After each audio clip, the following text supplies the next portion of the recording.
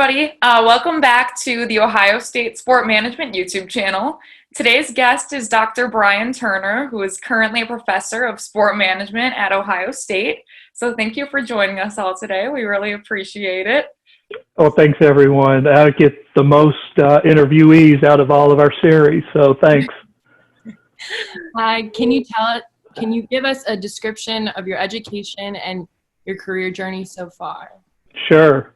I grew up in Waco, Texas, which has become kind of famous recently because of a couple of people. But I graduated from Baylor University with a degree in education with certified teaching fields in computer science and PE. I started teaching at the middle school level before even my graduation date. I started on a Monday. I actually graduated from Baylor on a Friday, but I started teaching math at the middle school level. Became the instructional technologist for the school district. So I was over technology for the Waco Independent School District, and then went back to the classroom and taught math at my alma mater, University High School. During that time, I did my master's at Tarleton State University, which is just transitioning to Division I. I believe they're going to be in the Western Athletic Conference coming up. Then in 1998, I came to Ohio State as a PhD student, was here a couple of years. I went to the University of Oklahoma as a visiting assistant professor for a year, the year they won the national championship. Then was hired at DeSales University outside of Allentown, Pennsylvania, as the director of sport management in their business school. In 2004, Ohio State hired me. I got to come back to my alma mater, and I've been here the last 16 years. Awesome. Could you tell our listeners what courses you teach at Ohio State? Yes, in the fall, I typically teach our graduate sport marketing class and a doctoral seminar on organizational behavior. And then in the spring, I teach a seminar on consumer behavior. I also supervise our interns and practicums, and the last couple of years I've taught facility and event management. Are there any topics or courses that you haven't yet taught that you'd like to teach? That's a great question, and I really thought about this because I really enjoy teaching the classes I currently teach. I'm kind of fascinated with sport economics, and we don't offer a course at Ohio State yet, but maybe down the road. I read a lot of books on economics, and it's kind of fascinating to me. Cool. So as a follow-up to that, what's your current research interest then? Yeah, I would categorize my research in the broad area of organizational behavior. I've done a lot of work on commitment of coaches, student athletes, et cetera. Satisfaction falls under that. Leadership. Again, I'm really going to try to focus more on my leadership work in the coming years. I think it's a great time, a great topic, in our industry. And I've also done some work in marketing, consumer behavior. And a lot of times my doctoral students lead me in a new direction, which is always fun. That's awesome. So obviously you've gotten to work with a lot of different people and have had a lot of opportunity. What would you say have been some of the highlights of your career in academia thus far? So for all professors, I think the ultimate is, getting tenure. So I did get tenure and was promoted to associate professor at Ohio State in 2009. Just a couple of months ago, I was promoted to full professor. So I'm officially a professor at Ohio State. And then I guess a couple of awards. I was awarded our Distinguished Teaching Award from the North American Society for Sport Management a few years ago, and I also was awarded our college's Distinguished Teaching Award. And early in my career, I became a NASM Research Fellow, which is kind of our highest research award. What are some of the things that you enjoy most about your role as a professor and researcher at Ohio State? That is the easiest question I can answer, Joe. And I tell this to people all the time. It's getting to work with students like yourself. It really makes my job enjoyable. I enjoy coming to work every day. interacting with young people. It makes me feel a lot younger than I actually am, getting to work with you and seeing your successes. It's been great with this alumni interview series, hearing people that I taught having successful careers. I've enjoyed listening to all of them and really catching up with the alums. And, you know, hopefully all of you will do like our previous graduates and stay in touch. And I enjoy, you know, talking to you even after you graduate and seeing what's going on in your life. So that's really by far the most enjoyable part of my job. And, you know, every year it's different. We're going to bring in around 30 new students here in a few weeks. And, you know, they have high standards because of our previous classes. And in the class of our incoming class from last year, man, you've got to be the most special class we've ever had. Nothing like this has ever happened, and hopefully it never will. So you've persevered, you know, and done, you know, an incredible job under not ideal circumstances. So I'll always remember this class of incoming class of 2019. Well, on behalf of the class, I think you've done an amazing job just adapting to everything new and just making this summer so special for us. It's so different than every other year. So how do you feel about being a professor in the current hybrid or Zoom classroom format compared to the traditional classroom setting you've normally taught in?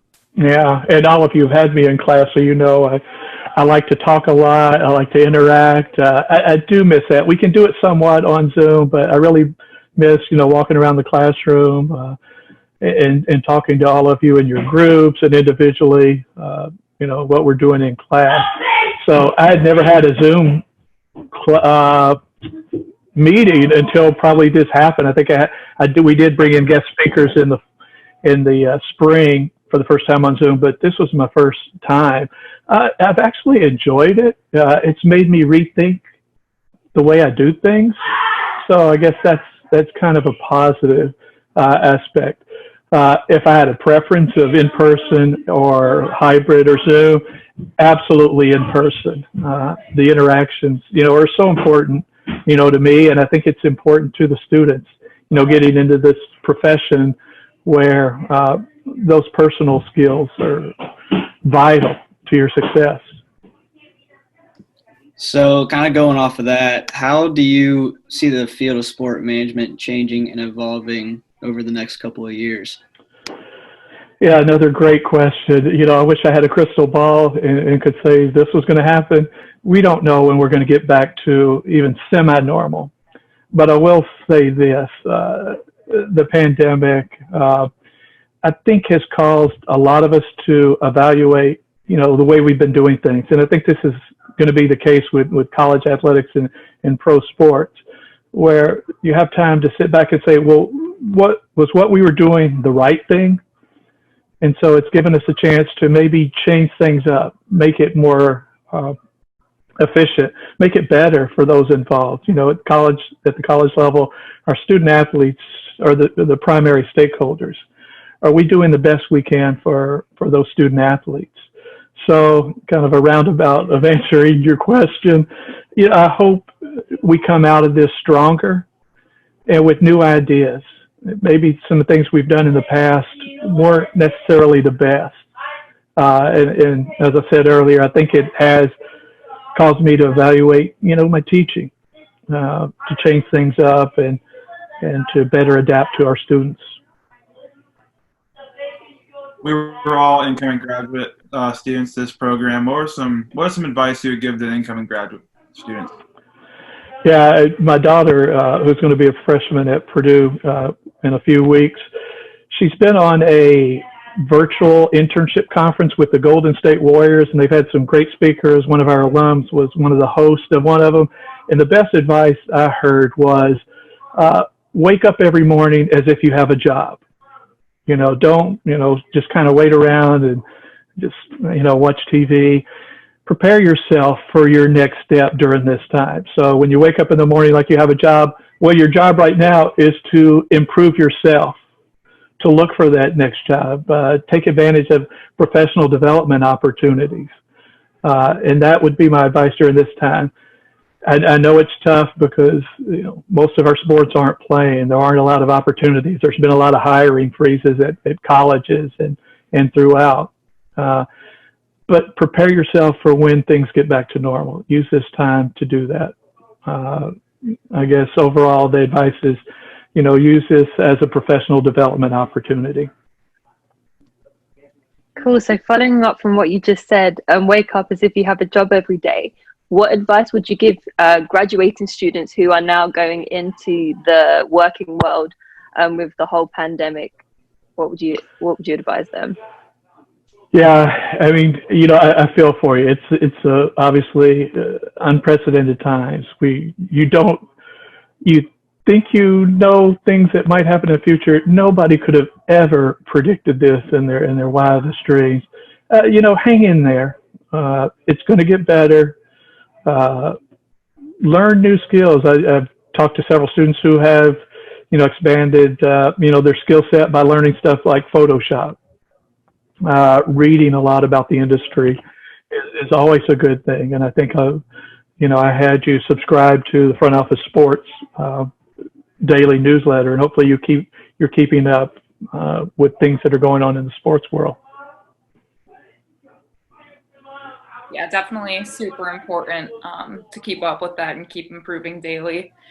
So also kind of building off of that, what transferable skills do you think are most important to have to be successful in the sport industry? Without a doubt, it's been consistent since I've been in the field and talking to professionals. What they're looking for is communication skills, both written and oral. You've got to be able to get your point across, in a competent way. So any writing you do, the communication, hopefully this class this summer, getting you in front of professionals, being able to interview others, will be helpful to your future. So communication skills, both written and oral, I would put at the very top. Cool. Who has influenced you the most in your career, and how have they been able to do that? I was lucky at the doctoral level at Ohio State, and at most places you're accepted by an advisor. It's not like you're accepted to Ohio State. An advisor accepts you, and then you're forwarded on to the graduate school, and you work with that person. I was accepted by a guy that's very famous in our field, Dr. Cella. If you've read anything in sport management, you've heard the name. I was lucky to be one of his students, and he really taught me what academia was. I came in naive. I saw what professors did, in front of classes, but never knew, exactly what they did outside of classes. So he's been a great mentor, a friend. He's still alive and teaching online at Troy University, and I always enjoyed my interactions with him then, and now when I see him at conferences.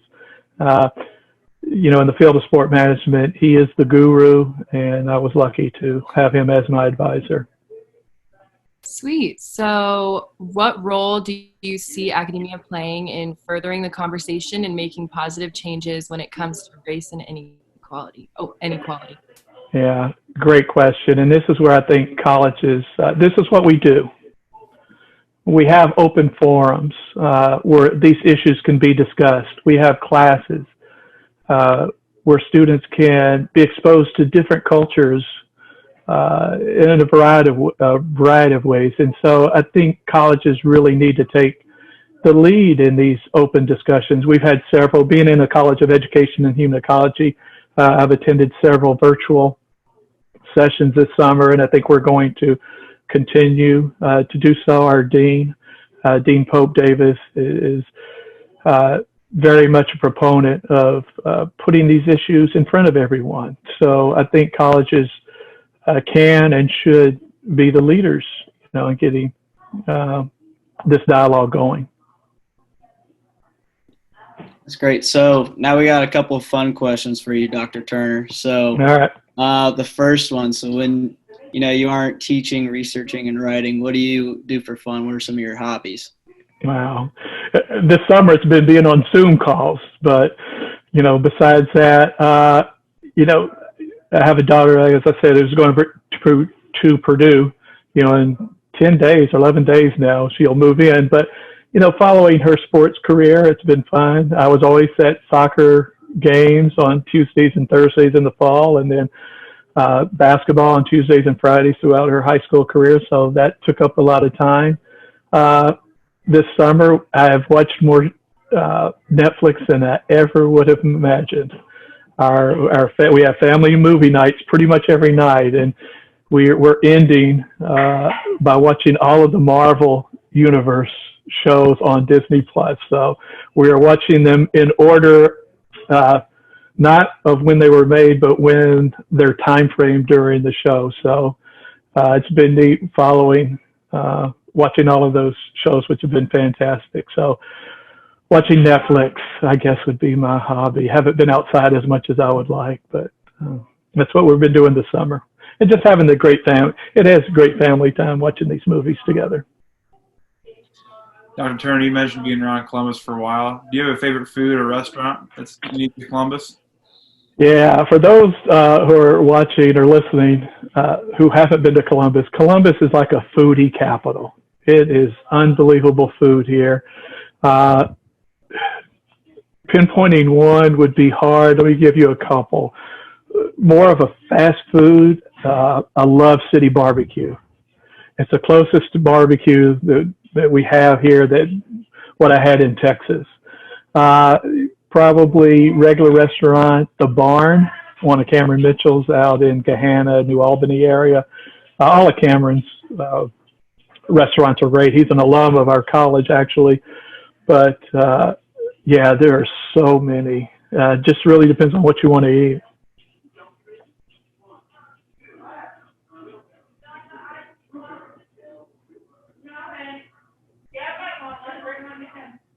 So who would you say is your role model outside of sports and academia? Yeah, probably I would put at the top the man who ended up being the best man at my wedding was one of my high school basketball coaches, and I later got to work with him on the basketball staff at my alma mater. His name is Tarl Lloyd, who just set a great example for a lot of us. Probably a lot of you would say the same, some of your coaches over the years, but he really was a father figure to a lot of us and really showed us how to be a family person. And I always remember that. He had a great family. I coached his son, both of his sons, and still keep in touch today. But yeah, I'd put him at the top of the list. That's awesome. So who was your, I feel like I can guess, but who was your favorite sports team growing up? I bet you can't guess, growing up in Texas. Do any of you know my favorite team? No. It was actually, because of the timing, I started playing Little League Baseball in the early to mid-'70s. And there was a team called the Big Red Machine. And they became my favorite, the Cincinnati Reds. And they've remained my favorite. It was growing up and watching them play in the 75, 76 World Series is just unbelievable. And I later got to meet, Johnny Bench, who was my favorite player growing up. And I got to meet Pete Rose a few years ago. So meeting a couple of those players from the Cincinnati Reds. And then you probably think the Dallas Cowboys, they are right up there, as far as football. So yeah, and I really, this is also the time frame where Archie Griffin won 2 Heisman trophies. So I did become a Buckeye fan. They weren't my favorite team until I came to Ohio State, but I've always, that was my first exposure to Ohio State was through Archie Griffin. And, I've gotten to meet Archie since then. I sat with him at a spring game in Gene Smith's box a few years ago, just talking. Can you imagine sitting next to the only 2-time Heisman Trophy winner and talking football during the spring game? It was a spring game where we set the record. I believe we had about 100,000 people at that particular spring game. So, yeah, Cincinnati Reds, Dallas Cowboys, and somewhat Ohio State. Cool. Along those same lines, we know you've gotten to attend a lot of really cool sporting events. Do you have a favorite all-time sports memory? I do. I was on athletic council, so we got to travel to bowl games for 4 straight years. And the Sugar Bowl against Alabama is by far my favorite. It was just, unbelievable. We were huge underdogs. Nobody thought we were going to win, and to beat them. And then I went to the national championship game, right after that. That was kind of anticlimactic. It was beating Alabama when, nobody thought we had a chance. But yeah, that was the most special sports memory I've had. So I should have said, as a fan, coaching. I got to coach in 2 Texas Final Fours in basketball. Getting to play in front of 15,000 people at the University of Texas was really special too. So if you weren't working in academia, what would you be doing? Not many people know this, but I was accepted to the University of Texas my freshman year and went as a journalism major. My goal out of high school was to become a sports writer. And, I realized really early on, like a lot of people, that probably wasn't the best career choice. I realized I didn't want to write every single day about anything. So I switched to education. But if I wasn't in academia, I would probably be in journalism. Cool. Well, that was our final question, but we did want to say, as a class, we really appreciate you and really appreciate your time and all the support that you always show all of your students. It means a lot to all of us, especially this summer with these kind of the weird times we're in. And thank you everyone else for tuning in to the SMA YouTube channel. We'll see you guys again soon. And thanks to all of you. For those that don't know, these are a group that really pushed this YouTube channel and podcast. They made it work. They interviewed roughly 30 alums, so you'll be hearing many of these in the future, and I want to thank you for starting this for us. Thanks.